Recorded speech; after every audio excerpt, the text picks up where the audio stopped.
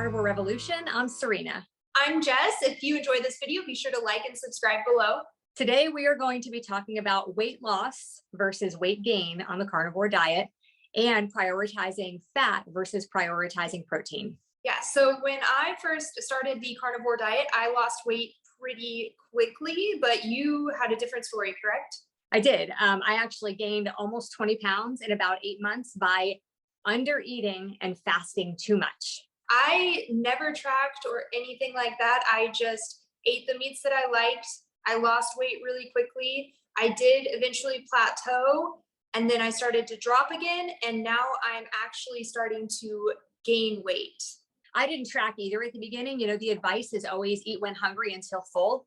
And that doesn't work for everybody. So if you are on the carnivore diet and you are finding that you are not losing weight or that you are gaining weight, and you come from a history of extreme dieting or chronic undereating, or maybe a binge eating disorder or any other kind of disordered eating, it is probably not your fault. You probably don't know when you're hungry. You probably don't know when you're full, and you may not know what an appropriate amount of food looks like for somebody like you. And if that is the case, it is definitely worth tracking for just a little while. And I don't usually recommend that for people that are like 30 days in. I usually say, like, give it 60 days, eat 3 meals a day, don't fast, teach your body what being nourished feels like, let your body heal, and then kind of worry about that. If you realize that you're not losing or you're gaining at that point, like the 60-day mark is a great time to kind of evaluate, unless you're eating like 2 hamburger patties a day, like I did in the beginning, and you feel like you're full.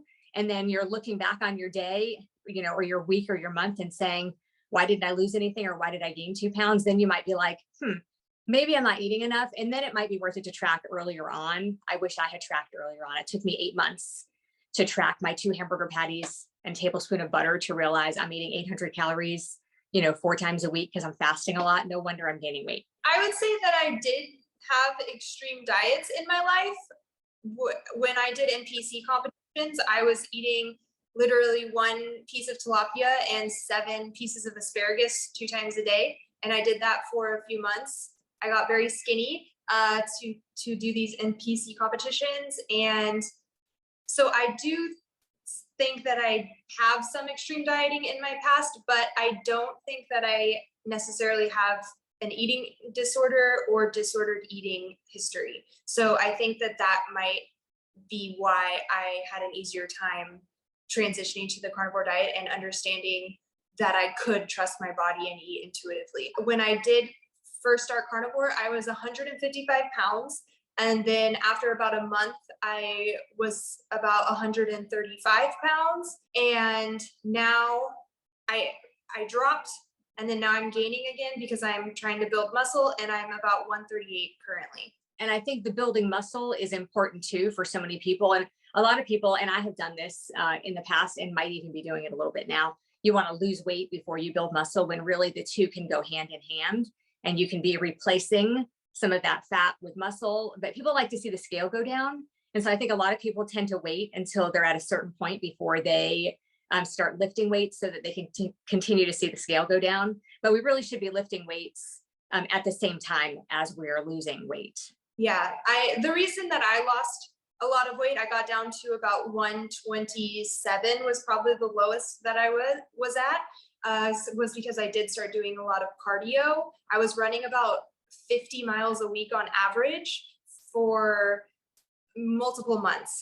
So I was doing a lot of cardio. So I got pretty skinny because I was not lifting weights. And then once I did start lifting weights and I stopped cardio, then that's when I started gaining again.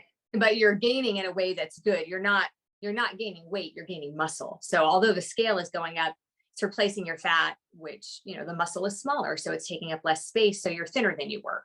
So when I first dropped to 135, if you compare my body then to my body now at 138, yes, I am more muscular and I look more fit. But when I was in the middle, when I was doing a ton of cardio, I was a lot skinnier than, yeah. Okay. But yeah, my body in the beginning to now, I'm fitter. I do think that I gained a little bit of weight, not necessarily all muscle, because I did recently try the high fat, which I know has been working really well for you and it's been really popular in the carnivore community. I didn't necessarily start eating high fat because it was getting popular. I kind of naturally, I made those fatty lattes, I made the carnivore ice cream, I was adding butter onto things, and before I knew it, I was, oh, high fat carnivore, and then it became a craze.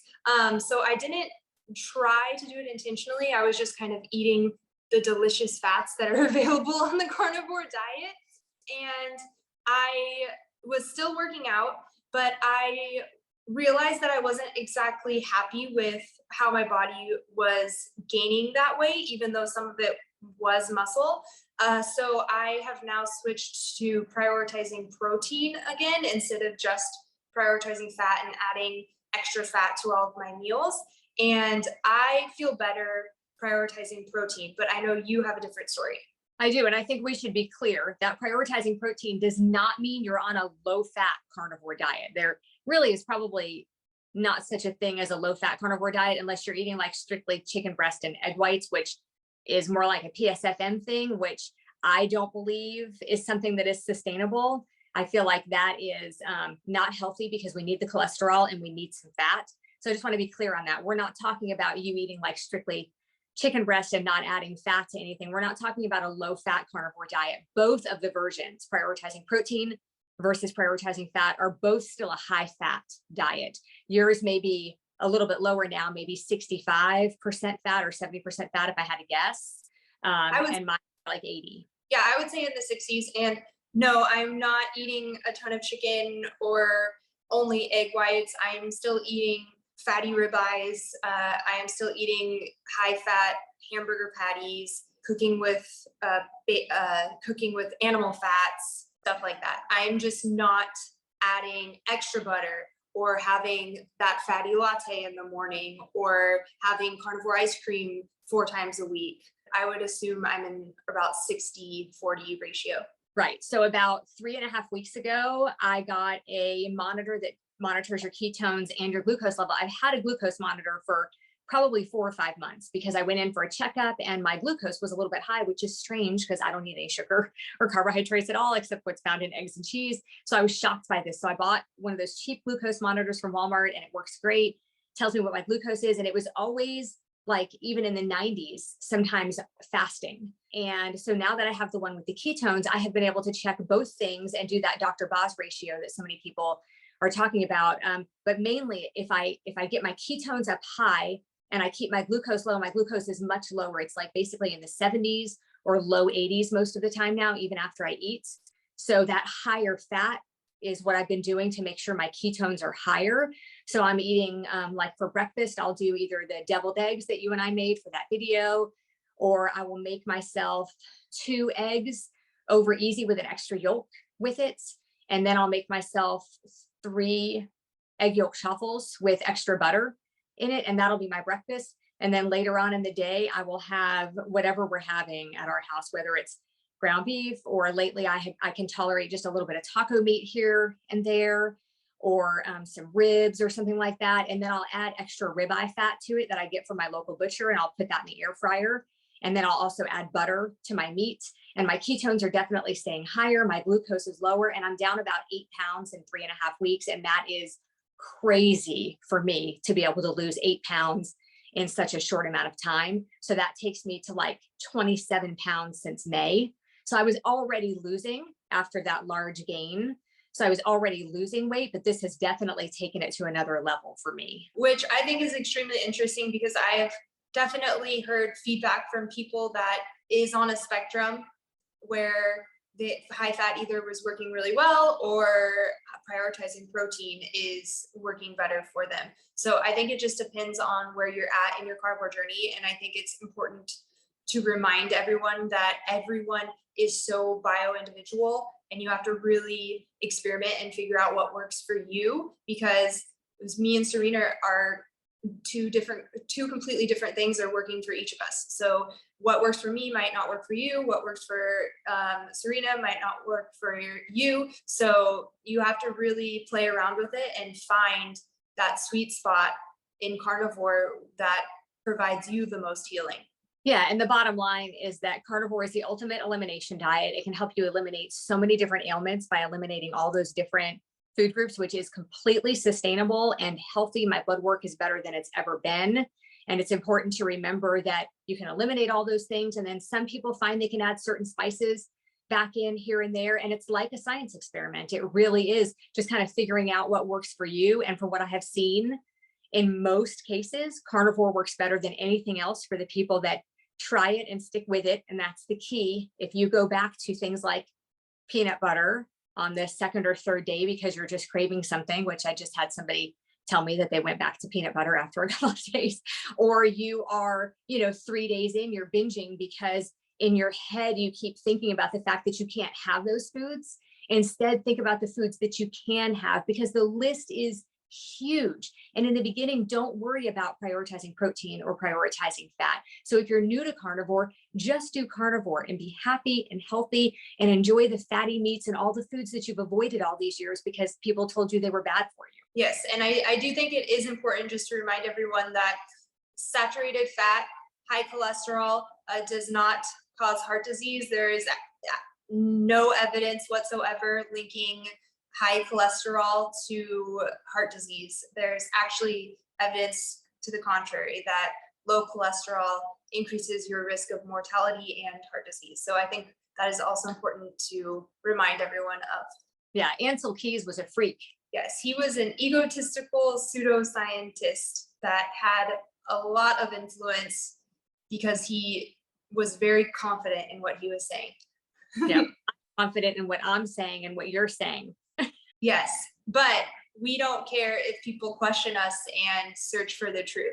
And Ansel Keys liked to shut down his opponents, but the truth never fears questioning. So go out and do your own research and look into it. If you don't believe us, experiment and see what works for you.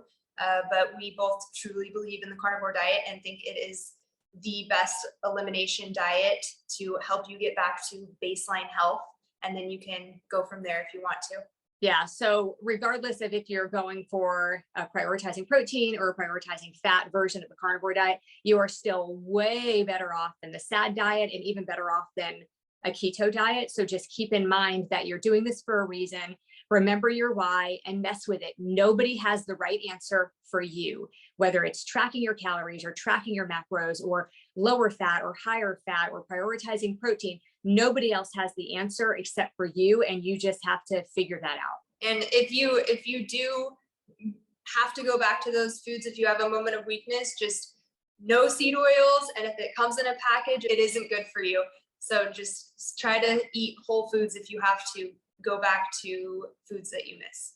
Yeah, and you'll be in for a rude awakening. If you do the carnivore diet for like 30 days and then you go back to eating something like that, you will really realize how bad those foods were and are for you. And that's really, a lot of people do that. Like they do carnivore for 30 days and then they have a mishap and they're like, oh my goodness, I had no idea that this was how I felt. I had no idea that I felt like this all the time. And most of the time people jump right back onto carnivore, unless it sends you into a 2-week binge, which I could totally see happening for many, many people, but you got to bring the reins back in, hop right back on. Yeah. It does make you sensitive if you stay on it long enough. I do feel like that.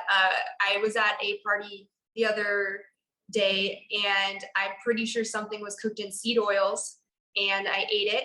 It was meat.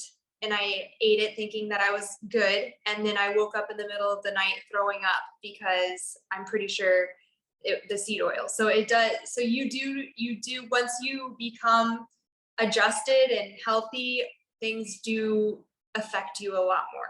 Yeah. And don't look at it like a diet. I posted that last week and got a lot of feedback from that I'm not on the carnivore diet. I am a carnivore. And that changes things mentally. Like if you think that you're on a diet, that's a lot different than being, so being a carnivore is on a different level than being on a carnivore diet. And that's just how I feel now. I feel like I am a carnivore. So I am not that person anymore. I am not that person that grabs a handful of chips at a party or orders French fries at a restaurant. That is not who I am anymore.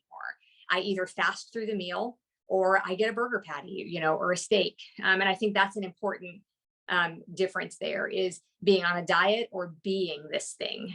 So if you guys have any questions or you need any advice or anything like that, feel free to reach out to us, comment on the YouTube video, or find us on Instagram. Carnivore Revolution is the name there also. We'd be happy to help. We both have gone through it. We've lost weight, we've gained weight. We're both trying different things. So I definitely think we can help with any of the questions that you have. Yeah, our experiments are in the name of science. So I guess that's it. Thank you so much for joining us, and we will see you next time on the Carnivore Revolution. Bye. Bye.